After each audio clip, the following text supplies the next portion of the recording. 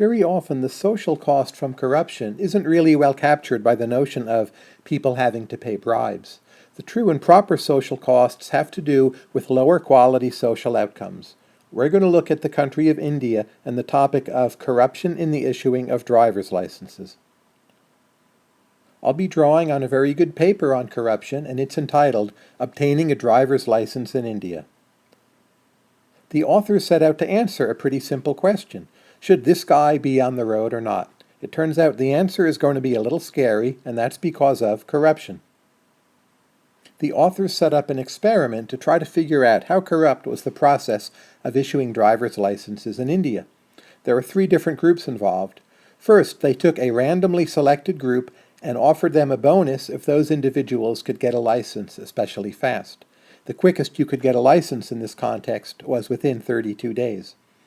There was a second group also randomly selected, and that group was taken aside and given driving lessons. There was a third group, and that group was left alone as they just navigated the process of getting a driver's license in India. And at the end of all of this investigation, what the authors are going to do is compare the 3 groups and see what we can learn from that comparison. The important point here is that one group has a special incentive to navigate the process especially quickly. That's the first group. The people in that first group, they generally hired a bunch of individuals who are called agents, and these agents help you navigate the driver's license process in India. And the agents, in effect, they bribe the process for you. You don't have to engage in the corruption yourself. You hire the agent to help you. The agent knows the ins and outs of the bureaucracy, and basically the agent issues some bribes to make sure you can get a license and you can get a license quickly. That's what's going on with the first group. So what are the results? This first group of individuals who were paid the bonus if they got the licenses quickly, they did in fact get the licenses quickly due to the aid of the agents, and they got the licenses at a higher rate. 71% of the group paid the bonus got the licenses, whereas in the control group, only 48% of them managed to get the licenses.